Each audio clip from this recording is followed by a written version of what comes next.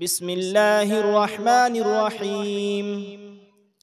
ওয়াল আসর ইন্নাল ইনসানা লাফি খুসর ইল্লাল্লাযীনা আমানু ওয়া আমিলুস সালিহাতি ওয়া তাওয়াসাউ বিল হাক্কি ওয়া তাওয়াসাউ বিস সবর। সাদাকাল্লাহুল আযীম। وقال النبي صلى الله عليه وسلم: خيركم من تعلم القرآن وعلمه، أو كما قال عليه الصلاة والسلام।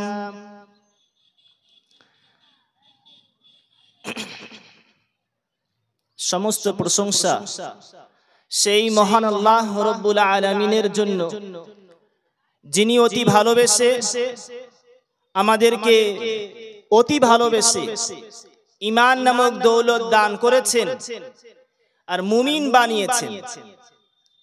এবং ঈমান নামক দৌলত দান করার পর, মুমিন ও মুসলমান বানার পর, তিনি আজকে আমাদেরকে একটি দ্বীনি মজলিসে এসে বসার তৌফিক দান করেছেন, দ্বীনি আলোচনায় অংশগ্রহণ করার তৌফিক দান করেছেন।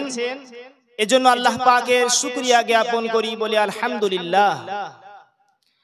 রাসূল মকবুল আলাইহিস সালাতু ওয়াস সালামের শানে দরুদ পাঠ করি সাল্লাল্লাহু আলাইহি ওয়াসাল্লাম। সর্বপ্রথম আজকের চক সাতবাড়িয়া দারুল হুদা মাদ্রাসা ৪৪তম বাৎসরিক জলসা স্বনামধন্য ও মহামান্য সভাপতি জনাব মাওলানা গোলাম মুস্তফা সাহেব হাফিজাহুল্লাহ এবং অত্র জামিয়ার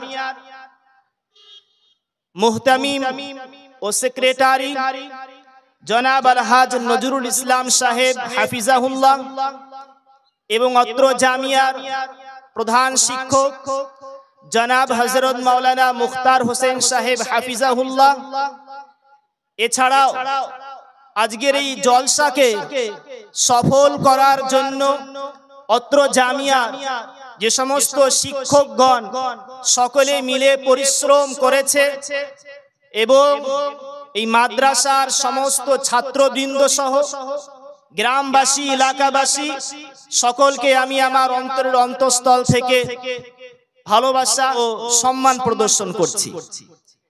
আমি মনে করি আজকের এই ৪৪তম বাৎসরিক জলসা চক সাতবাড়িয়া মাদ্রাসার জন্য শুধু নয়, এই গোটা এলাকাবাসীর জন্য একটি গর্বের জিনিস যে ১, ২, ৩ করে কয়েক দশ পেরিয়ে ৪৪তম বাৎসরিক জলসা পর্যন্ত আমরা আসতে পেরেছি। এটা মাদ্রাসা কর্তৃপক্ষ সহ এলাকাবাসী সকলের ভালোবাসা, মাদ্রাসার প্রতি ভালোবাসা, দ্বীনের প্রতি ভালোবাসা, কোরআনের প্রতি ভালোবাসা, সুন্নাহের প্রতি ভালোবাসা, নবীর প্রতি ভালোবাসা, ইসলামের প্রতি ভালোবাসা তার প্রতীক বহন করে। এজন্য আমি আমার অন্তরের অন্তঃস্থল থেকে গ্রামবাসী সহ মাদ্রাসার সাথে জড়িত প্রত্যেক ব্যক্তিকেই অন্তরের অন্তঃস্থল থেকে হার্দিক শুভেচ্ছা ও অভিনন্দন জানাচ্ছি। সম্মানিত ভাইয়েরা, যে একটি মজলিসে আমরা বসে আছি, এটি হচ্ছে দ্বীনি মাহফিল।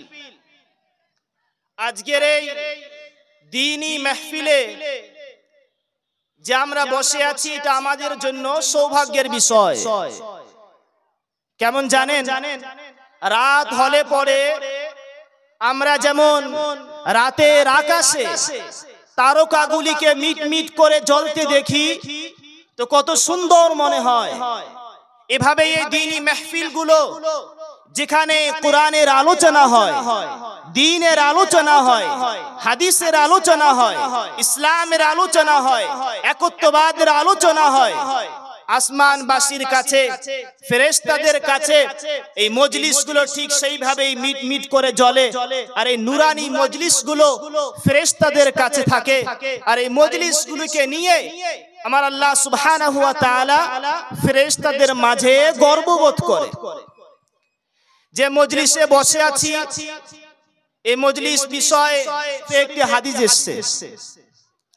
বিশ্বনবী আকায়ে নামদার তাজদারে মদিনা আহমদে মুস্তাফা মুহাম্মদে মুজতবা বিশ্বনবী বলেন যে একদল সাহাবী, একদল ফেরেশতাদের দল আছে, ইন্না লিল্লাহি মালাইকা, একদল ফেরেশতা আছে, এরা সব সময় পৃথিবীর চারদিকে চক্কর দেয় যে কোথাও কোনো দ্বীনি মজলিস, দ্বীনি মাহফিল আছে কিনা, কোরআনের আলোচনা হচ্ছে কিনা। আর যখনই কোনো দ্বীনি মাহফিল এবং মজলিস দেখে তো অপর সাথীকে বলে এইদিকে চলে এসো, এইদিকে চলে এসো, হালুম্মু ইলা হাজাতিকুম, হালুম্মু ইলা হাজাতিকুম, আরে চলে এসো, একটি মজলিস পাওয়া গেছে, চক সাতবাড়িয়া মাদ্রাসায় কোরআনের আলোচনা হবে, চক সাতবাড়িয়া মাদ্রাসায় ইসলামের আলোচনা হবে, এদিকে চলে এসো। এবার এই ফেরেশতারা এসে কি করে? সব ফেরেশতা যখন চলে আসে, ফেরেশতা আসার পর মজলিসটাকে নিজের নূরের পাখা দিয়ে বেষ্টন করে ফেলে। তাহলে আমরা এখন যে মজলিসে বসে আছি, নিঃসন্দেহে আমাদের এই মজলিস ফেরেশতাদের নূরের পাখায় বেষ্টন হয়ে গিয়েছে। রাসূল সাল্লাল্লাহু আলাইহি ওয়াসাল্লাম বলেন এই মজলিস গুলোকে যখন ফেরেশতারা বেষ্টন করে ফেলে, নূরের মজলিসে পরিণত করে ফেলে, আর আকাশ পর্যন্ত ফেরেশতা দলবদ্ধভাবে থাকে, আমার আল্লাহ এবার জিজ্ঞেস করে, হে ফেরেশতারা, এই বান্দাগুলো কি করছে ওখানে? তো ফেরেশতা বলে, ইয়া আল্লাহ, ইউসাব্বিহুন ওয়া ইউকাব্বিরুন, হে আল্লাহ, এই চক সাতবাড়িয়া মাদ্রাসায় গুটি কয়েক তোমার বান্দা বসে বসে তোমার গুণগান করছে, তোমার গুণকীর্তন করছে, তোমার নাম ডাকছে, কোরআনের আলোচনা করছে, দ্বীনের আলোচনা করছে। তো আমার আল্লাহ বলেন, হাদিসে এসেছে, ওয়া হুয়া আ'লামু মিনহুম, মহান আল্লাহ রাব্বুল আলামিন ফেরেশতাদের থেকেও বেশি জানেন। তবে তারপরেও এই ফেরেশতাদেরকে আল্লাহ তাআলা জিজ্ঞেস করেন। এবার আল্লাহ জিজ্ঞেস করেন, হে ফেরেশতারা, যারা ওই মজলিসে বসে আছে, এরা কি আমি আল্লাহ আমাকে দেখেছে? আমি আল্লাহ আমাকে দেখেছে? তারা আমার গুণগান করছে, আমার তাকবীর করছে, আমার প্রশংসা করছে, আমি আল্লাহ আমাকে কি দেখেছে? তো ফেরেশতা বলে, ইয়া আল্লাহ, না, তারা তো দেখেনি। তো আবার আল্লাহ জিজ্ঞেস করে, আচ্ছা বলো তো, তারা যদি আমি আল্লাহ আমাকে স্বয়ং দেখে নিত, তাহলে তারা আজকে কি করত? তো ফেরেশতারা তখন বলে, তখন তারা আশাদ্দু তাকবীরা, তখন তারা অধিক পরিমাণে আপনি আল্লাহ আপনার গুণগান করত। এখন যতটা পরিমাণে করছে, আপনাকে একবার দেখে নিলে তার থেকেও শত সহস্র গুণ বেশি আপনার নামে জিকির করত, দ্বীনি মাহফিল করত। এরপরে আমার আল্লাহ জিজ্ঞেস করে, হে আমার ফেরেশতারা, তোমরা বলো তারা আমার কাছে কি চায়? ফেরেশতারা এবার বলে, ইয়া আল্লাহ, এরা তোমার কাছে জান্নাতের কামনা করে, জান্নাত চায়। তো আল্লাহ বলে, তারা কি আমার জান্নাত দেখেছে? তো ফেরেশতারা বলে, ইয়া আল্লাহ, এরা তো জান্নাত কেউ দেখেনি। আচ্ছা ভাই, যারা আপনারা বসে আছেন, কেউ কি জান্নাত দেখেছেন? জান্নাত কেউ দেখেছেন? কেউ জান্নাত দেখেনি।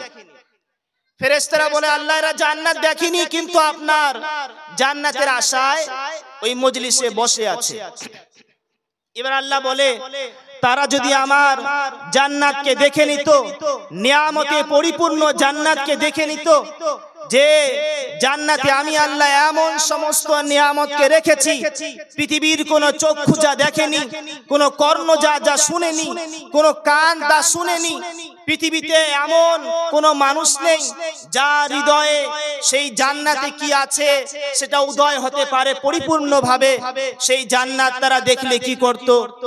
তো ফেরেশতারা বলে, ইয়া আল্লাহ, যদি একবার আপনার জান্নাতকে তারা দেখে নিত, এই চক সাতবাড়িয়া এলাকার মানুষেরা দেখে নিত, তাহলে একবার দুইবার নয়, অধিক পরিমাণে আপনার কাছে তখন জান্নাতের আশা করত। জান্নাত তো দেখেনি, জান্নাতকে না দেখেই জান্নাতের আশা করছে, আর একবার জান্নাতকে দেখে নিলে সব কাজ ছেড়ে দিয়ে জান্নাতের আশা আর জান্নাতের প্রার্থনা করত।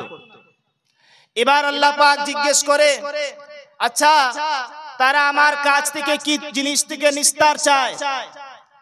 এবার ফেরেশতারা বলে, ইয়া আল্লাহ, তারা জাহান্নাম থেকে নিষ্কৃতি চায়, তারা জাহান্নাম থেকে নিস্তার চায়, আর জাহান্নামের ভয়ে ওই মজলিসে বসে আছে। তখন এবার আল্লাহ তাআলা বলেন, তাহলে হে ফেরেশতারা, তোমরা সাক্ষী থেকো, ওই মজলিসে যারা বসে আছে আমি আল্লাহ তোমাদেরকে সাক্ষী রেখে ওই মজলিসের সকলকেই মাফ করে দিলাম। ফেরেশতারা এবার বলে, ইয়া আল্লাহ, ওই মজলিসে একজন এমন লোক আছে যে ওয়াজ শুনতে আসেনি, রাস্তা দিয়ে যাচ্ছিল বা কোথাও এসে হঠাৎ করে মজলিসে বসে গিয়েছে, তার অবস্থাটা কি হবে? তো আল্লাহ তাআলা বলেন যে যিনি বসে গিয়েছেন তাকেও আমি আল্লাহ যাদেরকে মাফ করে দিলাম তাদের সাথে মিলে একসঙ্গে মাফ করে দিলাম। তাহলে এই মজলিসে আমরা বসে আছি, নিশ্চয় যদি আমাদের ভিতরে ইখলাস থাকে তো আল্লাহ সুবহানাহু ওয়া তাআলা আমাদের জীবনের সমস্ত গুনাহগুলিকে মাফ করে দেবেন। তবে মাফ কখন করবেন ভাই? যখন ইখলাসের সহিত আমরা এখানে আসব, নিয়তকে সাফ করে বসবো, আর দিলকে পরিষ্কার করে ইখলাসের সহিত বসে দ্বীনি ওয়াজ শুনবো, তো তখনই আল্লাহ তাআলা আমাদের সমস্ত গুনাহগুলিকে মাফ করে দেবেন। তখনই আমাদের জন্য জান্নাতের ওয়াদা, তখনই আমাদের জন্য জাহান্নাম থেকে নিষ্কৃতির ওয়াদা। কিন্তু যদি আপনি এখানে এসে বসে থাকেন আর ইখলাস না থাকে, এমনি বসে আছেন, তাহলে কিন্তু হবে না। এজন্য রাসূল পাক সাল্লাল্লাহু আলাইহি ওয়াসাল্লাম হাদিসে বলেছেন, ইন্নামাল আ'মালু বিন্নিয়াত, মানুষের যাবতীয় কাজের ফল নিয়তের উপর নির্ভর করে। যে যেরকম আমল করবে, যার যেরকমের নিয়ত থাকবে, ঠিক সে সেরকমের ফল পাবে। যদি আপনার নিয়ত ঠিক থাকে, ইখলাসে ভরা থাকে, আল্লাহর ভয় থাকে, কোরআনের ভালোবাসা থাকে, দ্বীন ও ইসলামের ভালোবাসা থাকে, মসজিদের ভালোবাসা থাকে, মাদ্রাসার ভালোবাসা থাকে, কোরআনের ভালোবাসার টানে, রাসূলের ভালোবাসার টানে আপনি এখানে এসেছেন, তো নিঃসন্দেহে আল্লাহ তাআলা আপনার আমলনামায় সওয়াব লিখবেন আর সারা জীবনের গুনাহগুলিকে মাফ করে দেবেন। যারা ইখলাসের সহিত কোন কাজ করে, তো আল্লাহ সুবহানাহু ওয়া তাআলা তাদের ইখলাসের কাজের বদলা অনেক সময় দুনিয়াতেই দিয়ে দেন। অর্থাৎ শিকি অংশ হলো দুনিয়াতে আল্লাহ তাআলা দেখান। এ প্রসঙ্গে সহিহ বুখারীতে একটি হাদিস এসেছে। এক সময় বনি ইসরাইলের 3 বন্ধু কোথাও যাচ্ছিল। 3 বন্ধু যাচ্ছিল পথ দিয়ে। এখন রাস্তায় হঠাৎ প্রবল ঝড়। এই প্রবল ঝড়ের কারণে এই 3 বন্ধু গিয়ে একটা জায়গায় গিয়ে, একটা গুহায় গিয়ে লুকিয়েছে, আশ্রয় নিয়েছে। আজকের এই জলসাকে আমরা একটি দ্বীনি মেহফিল হিসাবে মনে করি, কোনো ব্যবসার জায়গা মনে না করি যে জলসা উপলক্ষে আমাদের ব্যবসা হবে। সুতরাং দ্বীনি মেহফিল অনুযায়ী কোরআনের ভালোবাসাকে সাথে নিয়ে, কোরআনের ভালোবাসা বুকে নিয়ে আমরা দ্বীনি মেহফিলে বেশি বেশি করে এসে বসি। বিভিন্ন জায়গায় ঘোরাফেরা না করে, রাস্তার এদিক ওদিক ঘোরাফেরা না করে আমরা সকলেই সামনে এসে বসে পড়ি। বিশেষ করে এই দ্বীনি মেহফিলকে আমরা কোরআনের ভালোবাসায় কাজে লাগাই, কোনো ব্যবসার কাজে নয়, বরং কোরআনের ভালোবাসার কাজে, নিজের জীবনের উন্নতির কাজে, নিজের কবরের কাজে, নিজের হাসরের কাজে, নিজের ফুলসিরাতের কাজে এই দ্বীনি মেহফিল যেন আমাদের কাজে আসে, সেই দিকে আমরা লক্ষ্য করি। সম্মানিত ভাই, আমি বলছিলাম 3 বন্ধুর কথা, যে 3 বন্ধু ছিল বনি ইসরাইলে। এই 3 বন্ধু কোথাও যাচ্ছিল, হঠাৎ করে প্রবল ঝড়ের কারণে তারা রাস্তায় আটক হয়ে যায়, আটকা পড়ে যায়। এখন এই 3 বন্ধু বাঁচার জন্য একটি গুহায় আশ্রয় নেয়।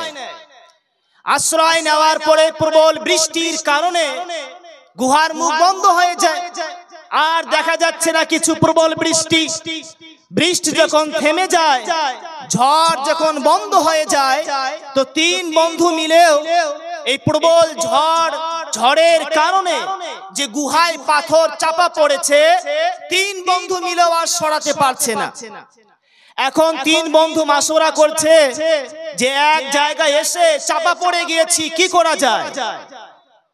তো সকলে মাশওয়ারায় সিদ্ধান্ত নিল যে আমরা একমাত্র আল্লাহ সুবহানাহু ওয়া তাআলার কাছে আবেদন করব, দোয়া করব। আর দোয়ার সময় আমরা যে যার নেক আমাল রয়েছে, আমালে সালিহা, সৎ কর্ম রয়েছে, যা আমরা আল্লাহর জন্য করেছি, সেই সৎ কর্মের উসিলা আল্লাহ পাকের কাছে দোয়া করব। আমি কিন্তু ইখলাসের কথা বলেছি। যদি আজকের এই মজলিস ইখলাস বিহীন হয়, কমিটি ভাইদের ইখলাস না থাকে, এই মাদ্রাসা কর্তৃপক্ষের ইখলাস না থাকে, যারা শুনছেন তাদের ইখলাস না থাকে, বক্তাদের ইখলাস না থাকে, তাহলে এই মজলিসের কোনো ফায়দা নেই। কারণ এটা রাসূল মাকবুল আলাইহিস সালাতু ওয়াস সালাম সুস্পষ্ট হাদিসে বলেছেন, ইন্নামাল আমালু বিন্নিয়াহ। তুমি কোটি টাকা মাদ্রাসায় দিয়ে দিলে, শত সহস্র কোটি টাকা যদি মাদ্রাসায় দান করে দাও, আর জীবনে 100 বারের বেশি হজ করে ফেলো, ইখলাস নেই মানুষকে দেখানোর কারণে, তাহলে তোমার কোনো সওয়াব আমলনামায় পাবে না। ইখলাস যদি থাকে, আল্লাহর জন্য যদি আপনি করে থাকেন, তো আল্লাহ তাআলা এর বদলা দেয়। 3 বন্ধুর মধ্যে এক বন্ধু দোয়া করলো, ইয়া আল্লাহ, আপনি তো জানেন আজকের এই গুহায় আমরা আশ্রয় আপনার কাছেই চাইছি, আপনার কাছেই সাহায্য প্রার্থনা করছি। ইয়া আল্লাহ, আমি আপনার কাছে কি আর বলবো, আমি একবার একটি কাজ শুধু আপনার জন্য করেছিলাম। ইয়া আল্লাহ, আপনি জানেন আমি একজন রাখাল মানে মেষ পালন করি। আমি বাড়িতে অনেকগুলো বকরি আছে, মেষ আছে। এগুলোকে যখন আমি চড়াইতে নিয়ে যাই, তো ফেরার সময় সন্ধ্যার আগে আগেই বাড়ি আসি। আর বাড়ি এসে যখন দুধ দুয়ে নেই, সর্বপ্রথম আমি আমার কলিজার টুকরা মায়ের সামনে দুধটা রাখি। যখন আমার মা দুধ পান করে নেয়, তারপরে আমি আমার ছোট ছোট সোনামণিদেরকে, আমার পরিবারের আর সদস্যজন যারা আছেন তাদেরকে পান করাতে দেই। ইয়া আল্লাহ, একদিন এমন হলো যে রাস্তা অনেক দূরে যাওয়ার কারণে ফিরতে সন্ধ্যা পেরিয়ে গেল, রাত হয়ে গিয়েছে। বাড়িতে এসে দেখি আমার কলিজার টুকরা মা আম্মা জান শুয়ে পড়েছে, প্রবল ঘুমের ঘোরে আছে। আমি আমার মাকে ডাকলাম না, কষ্ট দিলাম না। আমি দুধটা দুইয়ে নিয়ে, গ্লাসটা হাতে নিয়ে মায়ের শিহরের সামনে, মায়ের মাথার সামনে দাঁড়িয়ে অপেক্ষা করছি। আর অপেক্ষা করতে করতে সকাল হয়ে গিয়েছে, প্রভাতকাল হয়ে গিয়েছে। ছোট ছোট সোনামণিগুলো আমার পায়ের ধারে এসে বলছে, আব্বা জান খিদে লেগেছে, একটু দুধ দেন। তো আমি দেইনি, আমার স্ত্রীকে দেইনি, ছোট মণিদেরকে দেইনি, ছেলেদেরকে দেইনি, মেয়েদেরকে দেইনি। মাথায় দাঁড়িয়ে, মাথার শিহরে দাঁড়িয়ে, মায়ের কাছে দাঁড়িয়ে আমার সকাল হয়ে গিয়েছে। সকালবেলা যখন মা আমার চোখ খুলেছে, তো আমি মায়ের সামনে দুধ ধরেছি, মা আমার দুধটা পান করেছে, এরপরে আমি আর আমার পরিবারেরা পান করেছি। ইয়া আল্লাহ, দোয়া করছে, ইয়া আল্লাহ যদি এই কাজটা আমি আপনার জন্য করে থাকি, ইখলাসের সহিত করে থাকি, তো এই কাজের বদলায় এর উসিলা করে ইয়া আল্লাহ আজকের এই কঠিন বিপদের দিনে মুক্তি দিন, আর পাথরটাকে একটু সরিয়ে দিন। গুহায় পাথর চাপা পড়েছে, পাথরটা একটু সরিয়ে দিন। তো আল্লাহ তাআলা সঙ্গে সঙ্গে দোয়া কবুল করে নেয়। সুবহানাল্লাহ বলবেন না? আল্লাহ তাআলা সঙ্গে সঙ্গে দোয়া কবুল করে নেয়, আর পাথরটা গুহার মুখ থেকে একটুখানি সরে যায়। তারা সূর্যের কিরণ দেখতে পায়, আলো দেখতে পায়, মনে একটু আলোর আশা আসে, যেখান থেকে মনে হয় বার হতে পারবো। কিন্তু এখনো সেই গুহার পূর্ণাঙ্গ পাথর সরে যায়নি। এবার আর এক বন্ধু দোয়া করবে, 3 বন্ধু আছে, তো আর এক বন্ধু দোয়া করছে আল্লাহ পাকের কাছে, ইয়া আল্লাহ আজকে তো এই কঠিন দিনে আপনার কাছে এই দোয়া করছি, তো একটি নেক আমল আমি আপনার জন্য করেছিলাম। আপনি জানেন আমার একটা চাচাতো বোন ছিল, এই চাচাতো বোনের দিকে আমি খারাপ দৃষ্টিতে দেখেছিলাম, কুনজরে দেখেছি, আর কুনিয়তে দেখেছি, খারাপ নিয়তে দেখেছি, এমনকি মন্দ কাজের প্রস্তাবও দিয়েছি, খারাপ কাজ করার জন্য, জিনা করার জন্য। কিন্তু সেই আমার চাচাতো বোন রাজি হয়নি। কয়েকদিন পর এই বোনের অনেক টাকা পয়সার অভাব পড়ে যায়। অভাব যখন হয় তখন আমার কাছে আসলে পরে আমি এই শর্তে টাকাটা দিই যে অমুক দিন কিন্তু অমুক সময় ওই কাজটা করতে হবে, জিনাটা করতে হবে। টাকাটা দেওয়ার পরে এরপরে যখন কয়েকদিন পেরিয়ে ঠিক সময়টা চলে আসে, আর যখন সময় চলে আসে জিনার সময়, ইয়া আল্লাহ আপনি জানেন সেখানে আর কেউ ছিল না, বাধা দেওয়ার মতো কেউ ছিল না, ডানে নেই বামে নেই, আশেপাশে কেউ নেই, নির্জন একটা জায়গায় আমি জিনা করার জন্য প্রস্তুত হয়ে গিয়েছি। অন্তিম মুহূর্তে গিয়ে সে আল্লাহর বান্দিটা বলেছিল, হে আল্লাহর বান্দা, আল্লাহকে একটু ভয় করো, বিনা বিবাহে কাজ করো না, আল্লাহকে একটু ভয় করো। ওই মেয়েটার, আমার ওই বোনের এতটুকু কথার কারণে ইয়া আল্লাহ সঙ্গে সঙ্গে আমি অন্তিম মুহূর্তে যেখানে বাধা দেওয়ার কেউ ছিল না, আপনার জন্য, আপনার ভয়ে দিলটা আমার কাতর হয়ে গিয়েছে, আর আমি পাপ কাজটাকে ছেড়ে দিয়েছিলাম। ইয়া আল্লাহ এই কাজটা যদি আপনার পছন্দ হয় তো আজকের এই কঠিন দিনে একটু মুক্তি দিন, পাথরটাকে একটু সরিয়ে দিন। আল্লাহ তাআলা এবারও এই বান্দার দোয়া কবুল করে। সুবহানাল্লাহ বলবেন না ভাই? এবারও এই বান্দার দোয়া কবুল করে নেয়, আর সঙ্গে সঙ্গে পাথরটা আরেকটুখানি সরে যায়। মনে আবার প্রবল আশা জেগে যায় যে হয়তো এবার বার হওয়া যাবে, কিন্তু বার হওয়া এখনো যাচ্ছে না। আর একজন বন্ধু বাকি আছে। কয়জন বন্ধু ভাই? আর একজন বন্ধু বাকি আছে। এই বন্ধু এবার মহান আল্লাহ সুবহানাহু ওয়া তাআলার কাছে দোয়া করছে, ইয়া আল্লাহ জীবনে আমি একটা এমন কাজ করেছি যেটা শুধু আপনার জন্যই ছিল। সেই কাজটা কি? যে আমি পারিশ্রমিকের বিনিময়ে বাড়িতে একজন মজুরি কাজ করিয়েছিলাম মজদুরকে দিয়ে, কিন্তু এই মজদুর কোনো কারণবশত টাকাটা না নিয়েই চলে গিয়েছে। এই টাকা না নিয়ে যখন চলে যায় তো আমি তার যে টাকাটা ছিল, পারিশ্রমিক ছিল, সেই পারিশ্রমিক দিয়ে একটা মেষ নিয়ে আসি, বকরি ক্রয় করে নিয়ে আসি, কিনে নিয়ে আসি। এরপর কয়েকটা মেষ নিয়ে আসি, তার থেকে বেশি হয়, বেশি থেকে বেশি হতে হতে এক পাল হয়ে যায়। রাখাল রেখে দেই, এখন রাখালের দ্বারা এখন লক্ষ টাকার মাল হয়ে গিয়েছে। সেই মেষগুলিকে, বকরিগুলিকে দেখভাল করা হয়। কয়েক বছর পর হঠাৎ সেই লোক আবার চলে এসেছে।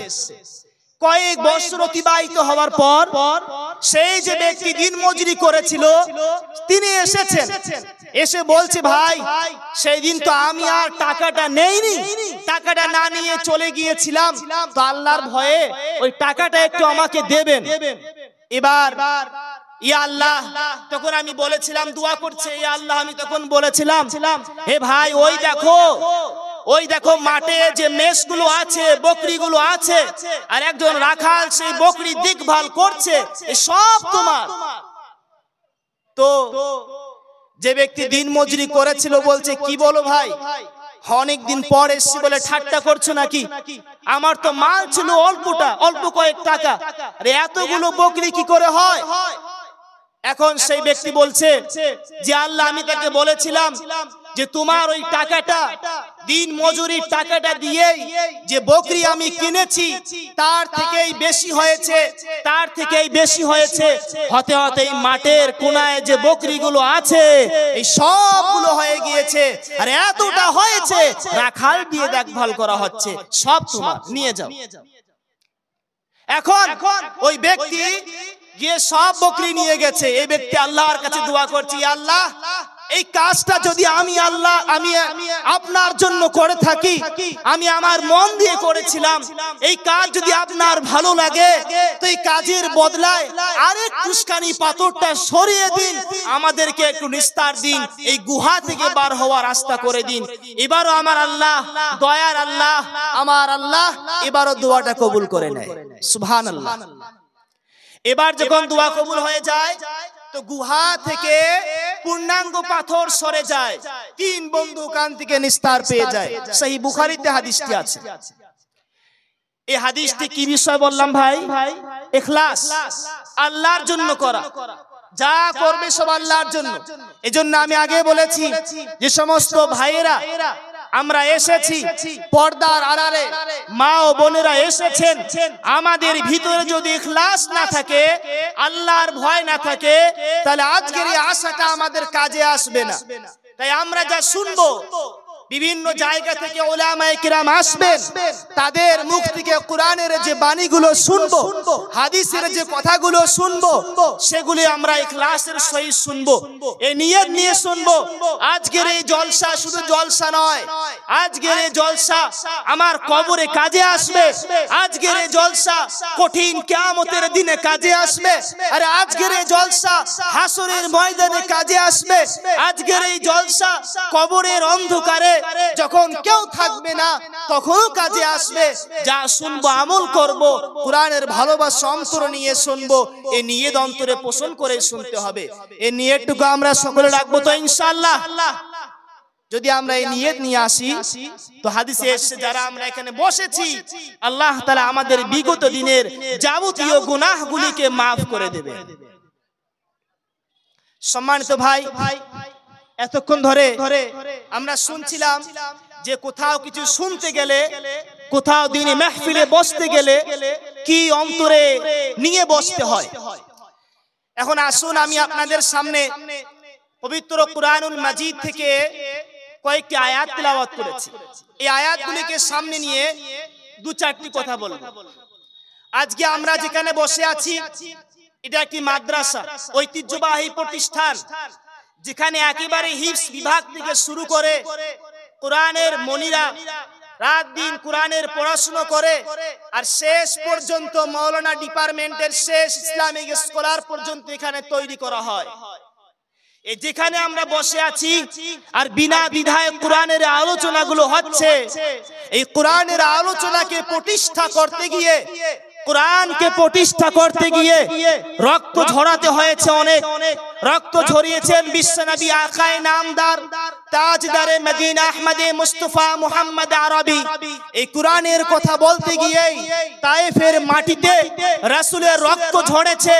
কোরআনের বাণীকে প্রতিষ্ঠিত করতে গিয়ে রাসূলের শরীর থেকে যুদ্ধের মাঠে রক্ত ঝরেছে।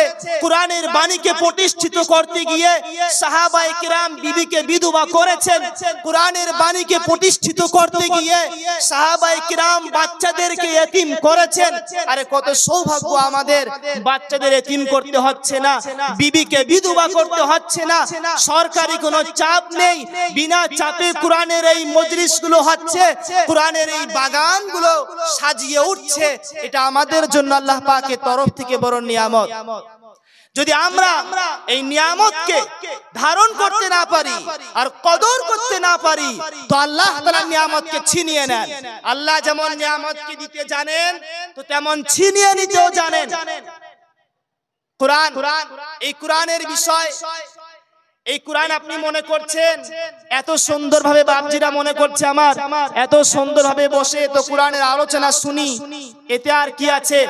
সম্মানিত ভাই, এই কোরআনকে বন্ধের চেষ্টা হয়েছিল জানেন তো?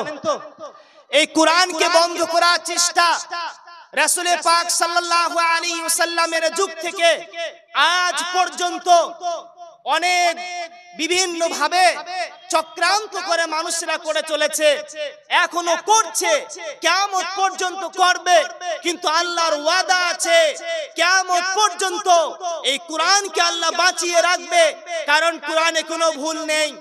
আল্লাহ পাক বলেন আলিফ লাম মিম যালিকাল কিতাবু লা রাইবা ফীহি, এই কিতাব কোরআনে মাজিদ যার আলোচনা শোনার জন্য আমার আব্বা জানরা এখানে এসেছেন, পর্দার নশীন মা ও বোনেরা এসেছেন, এই কোরআনের মধ্যে কোনো ভুল নেই। আলিফ লাম মিম যালিকাল কিতাবু লা রাইবা ফীহি, ভুল নেই। শুধু ভুল নেই নয়, ভুল ধরার অধিকার বিশ্বের কোনো মানুষের নেই। আছে ভাই? নেই। এই কোরআনের মধ্যে আল্লাহ তাআলা এমন সুপার পাওয়ার দিয়েছেন আর এমন চ্যালেঞ্জ করেছেন, কিয়ামত পর্যন্ত এই চ্যালেঞ্জের বাণী থাকবে যে তোমরা যারা আছো কোরআনের দুশমন, ইসলামের দুশমন, কোরআনের ভুল ধরার চেষ্টা করবে, তারা শুনে রেখে দাও। যদি মনে করো যে কোরআনে ভুল বার করার চেষ্টা করবে, তো আল্লাহ তাআলা বলছেন ওয়া ইন কুনতুম ফি রাইবিন মিম্মা নাযালনা আলা আবদিনা ফাতু বিসূরাতিন মিন মিসলি। এ কাফিরেরা, এ কোরআনের দুশমনরা, যারা মনে করো কোরআনে ভুল ধরবে, একা নয়, বন্ধুকে সাথে নাও, পৃথিবীর সমস্ত কোরআন বিরোধীরা এক হয়ে যাও, আরে এক প্ল্যাটফর্মে চলে এসো, চেষ্টা করো কিয়ামত পর্যন্ত চেষ্টা করো কোরআনের মতো একখানা সূরা নিয়ে এসো। এই চ্যালেঞ্জের বাণীটা আল্লাহ তাআলা প্রথম পাড়ায় দিয়েছেন। আল্লাহ তাআলা এই চ্যালেঞ্জের বাণী দিয়ে আবার বলছেন যে মনে রেখো এই চ্যালেঞ্জ ছুড়ে দিলাম, এর ফল কি হবে? তোমরা যতই চেষ্টা করো না কেন, কিয়ামত পর্যন্ত কোরআনের মতো একটা, কোরআন তো দূরের কথা, একখানা সূরাও নিয়ে আসতে পারবে না। আর যদি না নিয়ে আসতে পারো তাহলে সেই জাহান্নামকে ভয় করো, যার জ্বালানি হবে মানুষ এবং পাথর। জাহান্নামের জ্বালানি কি ভাই? মানুষ এবং পাথর। আজকে যে রান্না বান্না হবে তার জ্বালানি কি? গ্যাস। বাড়িতে রান্না বান্না করে জ্বালানি কি? কাঠ, কোথাও কয়লা। কিন্তু জাহান্নামের আগুন যে জ্বলবে তার জ্বালানিটা হবেই মানুষ আর পাথর। এই মানুষকে দিয়ে আল্লাহ তাআলা জাহান্নামকে জ্বালাবেন। আল্লাহ তাআলা ভয় দেখাচ্ছেন, সাবধান, কোরআনের ভুল ধরার আগে ভয় করো সেই অগ্নিকে যার জ্বালানি হবে মানুষ। এই কোরআনকে বন্ধ করার চেষ্টা করেছে সোভিয়েত ইউনিয়ন।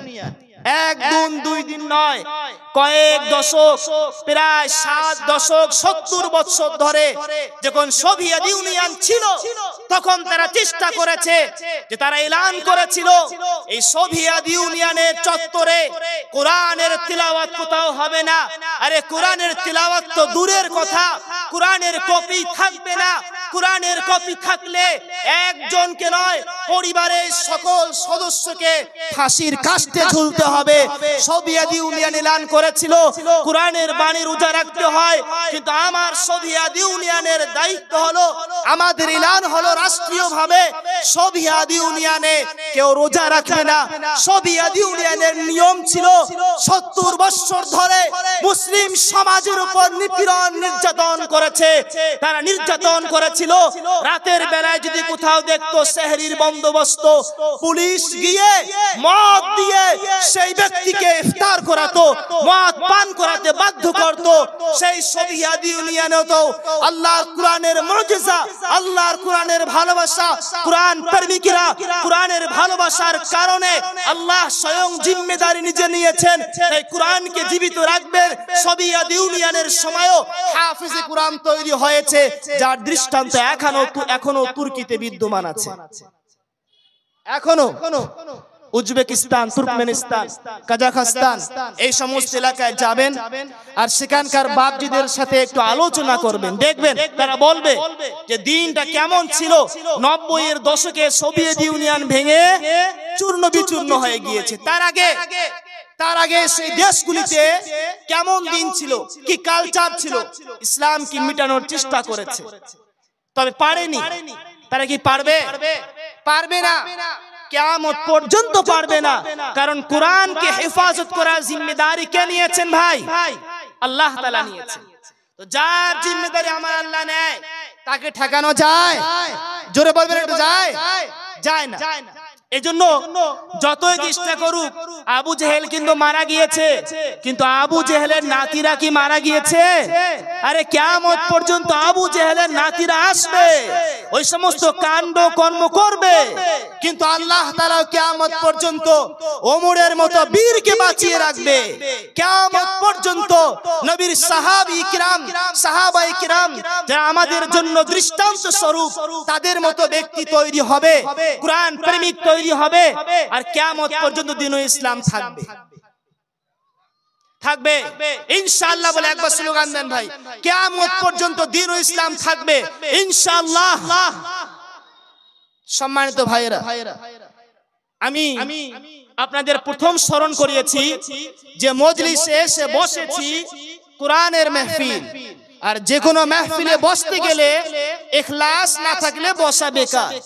তো সর্বপ্রথম ইখলাস নিয়ে আসতে হবে, তারপরে যেটা আমাদেরকে ভাবতে হবে, আলোচনা হবে কোরআনের। কার আলোচনা? কার হবে ভাই? কোরআনের। এই কোরআনকে আল্লাহ তাআলা আমাদের জন্য দিয়েছেন, আর কি বলেছেন? আলিফ লাম মিম যালিকাল কিতাবু লা রাইবা ফিহি হুদাল লিল মুত্তাকিন। এটি হচ্ছে মুত্তাকিনদের জন্য হিদায়াত বাণী, পথ প্রদর্শক, একটি গাইড বুক। এটি মানুষকে পথ দেখাবে, রাস্তা ভোলা মানুষকে পথ দেখাবে। কাকে পথ দেখাবে ভাই? রাস্তা ভোলা মানুষকে পথ দেখাবে। যারা অন্ধকারে যাচ্ছে আলো দেখাবে, আর এই আলোতে যারা যাবে গন্তব্যে পৌঁছে যাবে, আর এই আলোতে যারা যাবে না জাহান্নামের খাদে পড়ে যাবে। এই আলো দিয়েছে আল্লাহ তাআলা, তবে এই আলো থেকে উপকার তারাই পাবে যারা মুত্তাকি হবে, আল্লাহকে ভয় করবে। যারা আল্লাহকে ভয় করে না, মুত্তাকি হয় না, কোরআনকে ভালোবাসে না, তারা কোরআন থেকে উপকৃত হতে পারে না। তাহলে কোরআন থেকে উপকার অর্জনের জন্য সর্বপ্রথম গুণ কি ভাই? মুত্তাকি। সর্বপ্রথম গুণ কি? মুত্তাকি হতে হবে, আল্লাহর ভালোবাসা অন্তরে রাখতে হবে। এই কুরআনুল মাজিদে আল্লাহ তাআলা একটি সূরা দিয়েছে, ছোট্ট একটি সূরা। এই সূরাটির নাম হলো সূরা আল আসর। এই ছোট্ট একটি সূরা মহান আল্লাহ সুবহানাহু ওয়া তাআলা এমন দিয়েছেন, ইমাম শাফিঈ রাহিমাহুল্লাহ বললেন যে এমন একটি সূরা, এই ছোট্ট 3 আয়াতের সূরা আল্লাহ তাআলা দিয়েছেন, মানুষেরা যদি এই একটি সূরার উপর গবেষণা করে চিন্তা করে, তাহলে তার হিদায়াতের জন্য যথেষ্ট।